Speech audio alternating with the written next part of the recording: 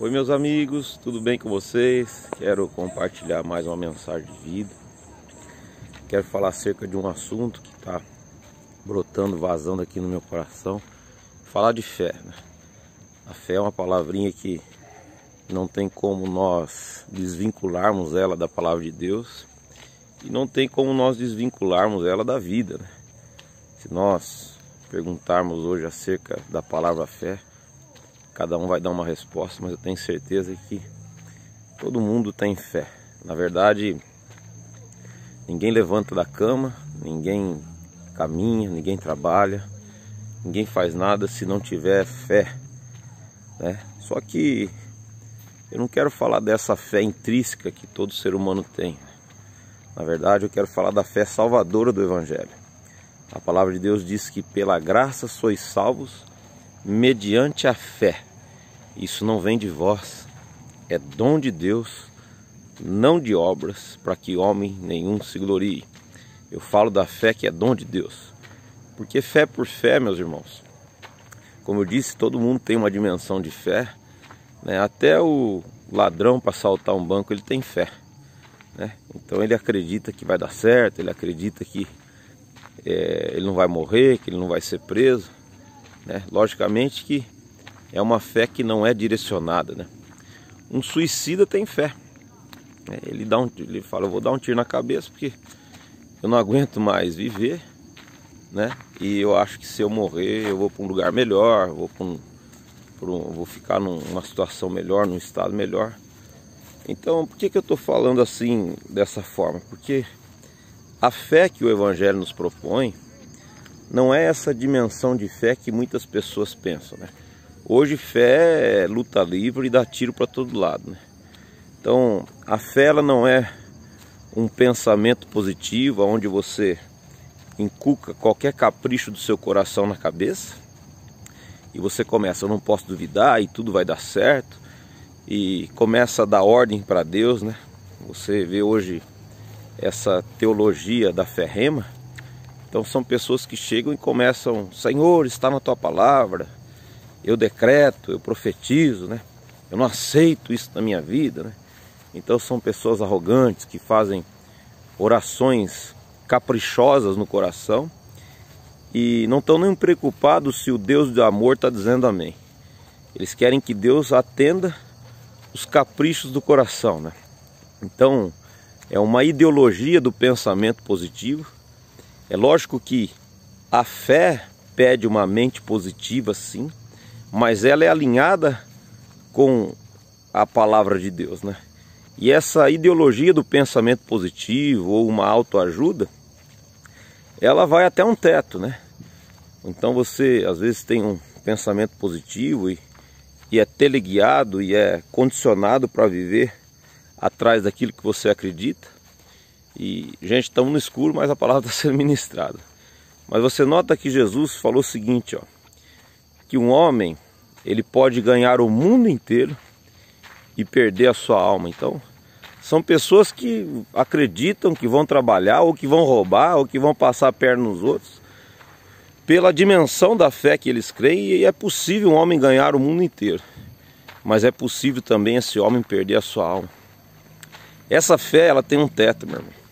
Essa fé que as pessoas estão pregando por aí, ela vai até a página 2. Quando o mundo cai na sua cabeça, você muda de igreja, você fica com o coração cheio de perguntas, você perde a fé e você começa a andar para trás, a retroceder e começar a se amargurar com Deus. Enfim, essa não é a fé que o Evangelho nos propõe. A fé que eu quero falar para vocês é a fé que a Bíblia diz que é a certeza das coisas que se esperam e a firme convicção dos fatos que não se veem. A fé que é dom de Deus, que Ele é o autor e consumador da nossa fé. Portanto, ela é totalmente alinhada com a palavra de Deus, porque a Bíblia fala que a fé vem pelo ouvir e ouvir a palavra de Deus. E essa é a fé que move montanhas. Essa é a fé que levanta paralíticos. Essa é a fé que derruba as muralhas de Jericó. Essa é a fé que ressuscita mortos. Essa é a fé que quando você dobra os seus joelhos, o mundo se abala e dá terremoto, e Deus fala assim: eu creio naquilo que Ele está dizendo que crê, porque na verdade o crer vem de Deus. A fé é uma certeza antes, é uma emulação antes. A fé é o sêmen de Deus, é a ministração de Deus. Eu quero te dizer uma coisa: quem tem fé nesta proporção recebe instrução, porque Abraão era um homem de fé, e a palavra do Senhor diz que ele ouviu a voz de Deus, não a voz dos homens. Eu não estou falando do show da fé do R.R. Soares, essa é a palavra dele. Eu estou falando da fé que vem da palavra do bom pastor. Se o teu pastor fala uma palavra que não é alinhada com a palavra do bom pastor, fique com a palavra do bom pastor, porque importa obedecer a Deus do que aos homens. Então Abraão ouviu a voz de Deus: sai da tua terra, da tua parentela, e vai para um lugar que te mostrarei. Jesus falou para Pedro: ó, vai um pouquinho mais para frente e lança as suas redes ali. Noé construiu uma arca porque ouviu e creu na voz de Deus, e quem tem fé recebe instrução. Deus dá sabedoria e dá estratégia para viver, e faz caminhos. Deus faz caminhos novos para a gente. Deus tem interesse de se comunicar com o homem. Então, é esta fé que eu quero dizer para vocês. Infelizmente, hoje, a fé da grande maioria, das igrejas, salvo de um remanescente, pondera as minhas palavras, mas é estatístico e eu tenho que ser honesto com os fatos. Não é a fé que o Evangelho nos propõe. Jesus disse que se nós permanecermos no amor dele, e se as palavras dele, não as suas palavras ou a palavra caprichosa de algum homem, estiverem em nós, nós poderíamos pedir tudo que a gente quiser que ele ia fazer. É por isso que ele falou que obras igual a dele e outras ainda maiores nós iríamos fazer em seu nome, porque ele iria para junto do Pai. Por que que não acontece mais? Vamos ser honestos. Por que que não acontece mais os sinais que ele fazia? E por que que a gente não vê mais aquelas coisas que aqueles discípulos na igreja primitiva tinham enfrentado? Exatamente porque não tem ministração, não tem evangelho, não tem palavra sendo pregada. O que existe é fé na fé, é capricho do coração. O que existe são pessoas arrogantes, querendo fazer orações: Pai, em nome de Jesus eu quero ficar rico. Pai, em nome de Jesus eu quero fama. Pai, em nome de Jesus, e pede tudo aquilo. Tem gente que pede para Deus matar o vizinho. Pai, mata meu vizinho. Tem gente que pede para Deus abençoar o relacionamento com a amante. Tudo em nome de Jesus. Eu quero dizer uma coisa: quem está ouvindo a oração de você, ainda que você ache que é carregado de fé, é aquele que diz: tudo isso te darei, se prostrado me adorares. Por que que eu estou falando isso, meus irmãos? Jesus falou: pedi, dá-se-vos-á, batei, abri-se-vos-á. Todo aquele que pede, recebe. Aquele que busca, encontra. Nós podemos realmente dobrar os nossos joelhos. Agrada-te do teu Senhor e Ele satisfará os desejos do teu coração. Confia nele e o mais Ele fará. Num contexto que Ele também falou: vós já estáis limpos pela palavra que vos tenho dito. Se não tiver obediência a Jesus, fome e sede de justiça, eis aqui, Senhor, para fazer a tua vontade. A minha comida e a minha bebida consiste em fazer a vontade daquele que me enviou, daquele que me salvou, e realizar as suas obras. Se não tiver essa confissão de Cristo, se não tiver esse Pai, perdoa, eles não sabem o que fazem, se não tiver esse que no momento da sua aflição você diz: Deus meu, por que me desamparaste? Mas ainda continua sendo Deus meu, desperta porque dormes. Se não tiver essa submissão no suor do sangue de um Getsemane, alinhado com a palavra de Deus, sem blasfêmia, sem murmurar, nós não vamos conseguir andar aqui em nome de Jesus. Talvez você foi marcado pela graça de Deus e não tem coragem de voltar para trás, e talvez você também não abraça, porque o Evangelho não tem espaço de manobras. Eu não tenho compromisso nenhum com o que vocês podem pensar de mim. Eu estou disposto a deixar o meu Facebook, as pessoas que me ouvem, vazio. Eu quero pregar o Evangelho. Eu não quero seu dinheiro, eu não quero nenhum tipo de adulação, eu não quero nada. Eu quero me agradar de Deus. O homem que mais agradou a Deus aqui na terra foi Jesus Cristo, e eu quero ficar a carinha dele. Eu quero que o Verbo se faça carne em mim, Ele falou que o verbo se fez carne, né? O Evangelho diz que Jesus é a palavra de Deus e que se encarnou. E a obsessão do verbo é se encarnar em nós, nós ficarmos à imagem de Jesus. O Evangelho não é teologia, Evangelho não é algo que nós aprendemos por QI. Evangelho são pescadores, homens simples, de calo na mão e de ruga no rosto, que come da carne e bebe do sangue e que começa a ter revelação de Deus. Tu és o Cristo, o Filho do Deus vivo. Não foi carne e nem sangue que tu revelou, Pedro, mas o meu Pai que está nos céus, que te revelou, mas o meu Pai que está nos céus. Ou seja, é transcendência, é luz que acende. Ele é a verdadeira luz que vindo ao mundo ilumina todo homem. Evangelho é monte da transfiguração, onde nós vamos ali e Deus se manifesta. Este é o meu filho amado, em quem eu me comprazo. A ele ouvirmos a voz de Deus. Evangelho é o que Jesus disse: graça te dou, Pai, porque ocultaste os teus segredos aos grandes sábios, inteligentes, intelectos dessa terra e quiseste revelar aos pequeninos de coração. É assim que nós conseguimos caminhar com Deus, aonde nós fazemos jejum, buscamos teologia. Vocês vão me desculpar, o nome é presunçoso. Teologia, tentar estudar Deus. Jesus não deixou esse comandamento. São doutrinas de homens. As pessoas entram cheias de fé, apaixonadas por Cristo, para um seminário, e entram num cemitério, aprendendo as doutrinas de homem. Evangelho, eu volto a repetir, não é intelecto. Evangelho é joelho no chão. Evangelho é transcendência. Evangelho é revelação. É gente que se prostra, que busca a palavra de Deus, e Deus fala e começa a dar testemunho no nosso coração, nos dá caminho, e a semente de Deus começa a crescer. A semente de Deus começa a brotar, o espigão do Evangelho começa a crescer e dá fruto 30, 60 e 100 por um, porque a fé vem pelo ouvir e ouvir a palavra de Deus. Você acha que eu estou aqui com a Bíblia aberta? Não, isso aqui é Evangelho puro, indo e pregando, brotando aqui, porque está riscado na tábua do meu coração. Quando eu abro a minha boca, eu não aprendi o que eu aprendi em nenhuma faculdade. Eu aprendi no trecho, no caminho, e Deus dando testemunho em cima da palavra de Deus. Julgai todas as coisas e retei o que é bom.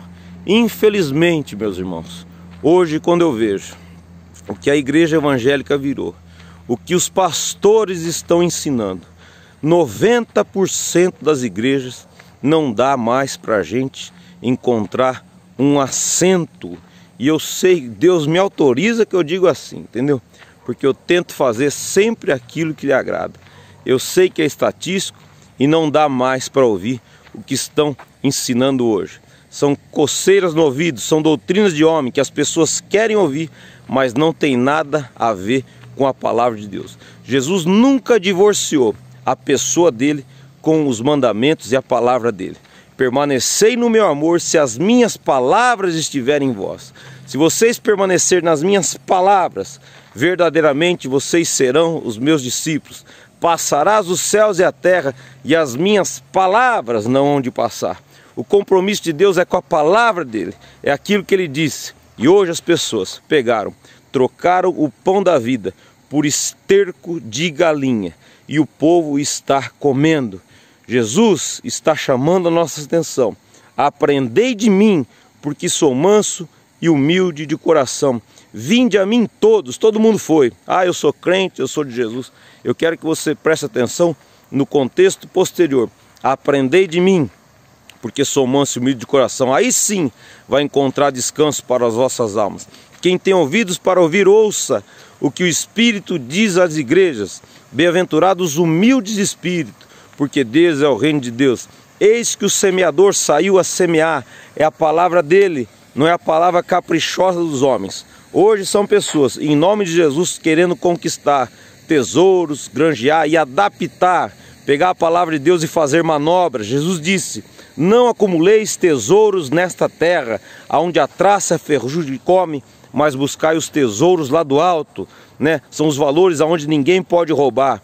Aquilo que nós fazemos aqui tece dimensões lá acima. Infelizmente, eu sei que eu sou um João Batista na minha geração, não só eu. Existe um remanescente, mas é um grupo muito pequeno, sem presunção nenhuma disso, digo isso. Em mim Cristo fala. Eu sei que eu estou anunciando o Evangelho, mas infelizmente é uma grande minoria. São pessoas querendo adaptar a palavra de Deus, são pessoas conformadas, são pastores que no mínimo eu posso chamar vocês de imprudentes. Jesus disse: aquele que observar e ensinar vai ser grande no reino de Deus, e aquele que ouve essas minhas palavras e as pratica será comparado a um homem prudente, e o que ouve e não pratica será comparado a um homem imprudente.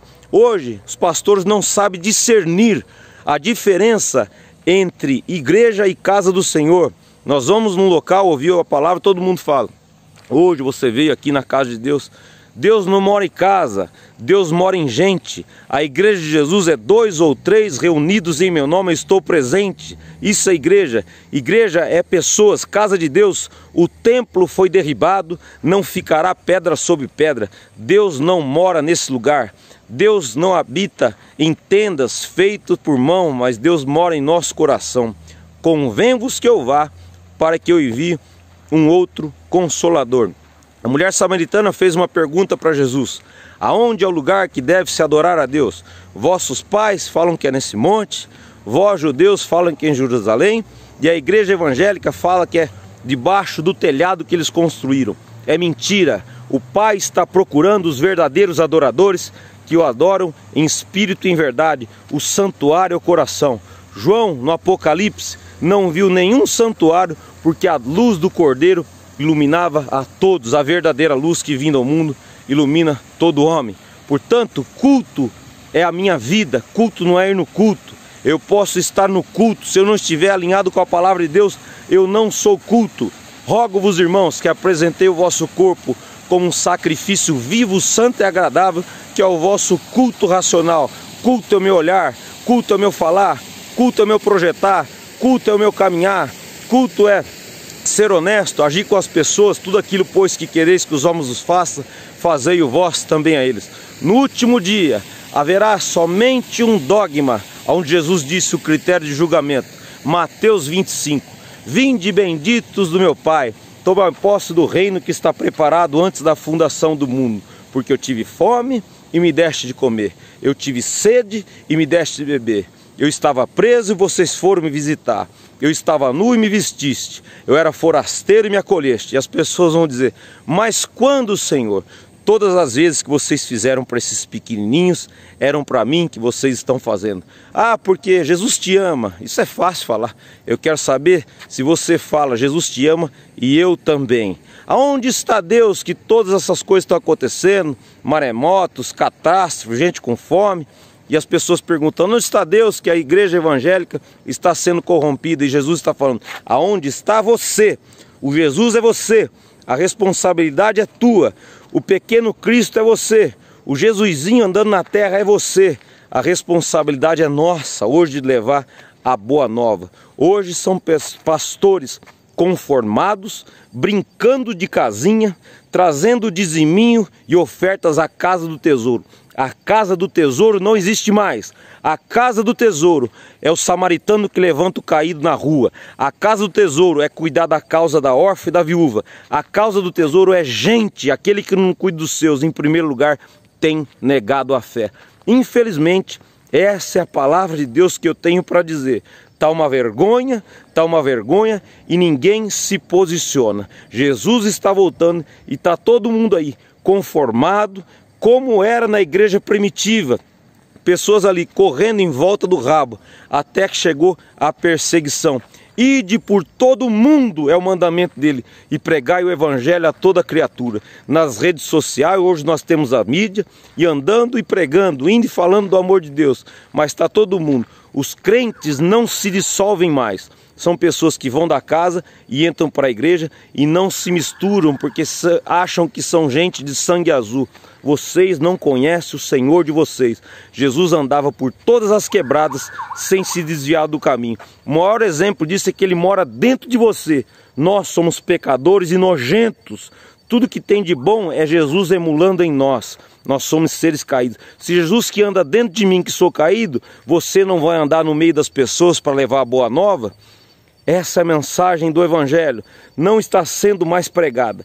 Essa é a mensagem da fé que vem pelo ouvir e ouvir a palavra de Deus, não a tua palavra, não aquilo que você acha que é verdade, não aquilo que você aprendeu com os homens, não aquilo que você aprendeu com a faculdade. O que eu estou ministrando é palavra da vida, é carta dos apóstolos, é igreja primitiva, é Mateus, Marcos, Lucas e João, riscado na tábua do meu coração. Não tem Bíblia aberta, o Evangelho está plantado dentro do meu peito e da minha mente. Apaixonado por Cristo, sem negar o meu chamado, eu sei quem me chamou. Ainda que eu tenha que ser uma voz solitária no deserto, gritando e falando do amor de Deus, eu não me envergonho do Evangelho. E Jesus é a chave interpretativa de toda a Bíblia. Se ele não for a referência dos teus ensinamentos, infelizmente, meu irmão, você está andando no caminho errado, chamando de fé o que o teu Senhor não ensinou. Todos nós que venhamos a nos posicionar pelo amor de Deus, a fé, Ele é o autor e consumador da minha fé. Não é você que é a autoria daquilo que você tem ensinado. Temos que comer da carne, beber do sangue, de joelho, só diante de Deus. Que Deus abençoe a todos.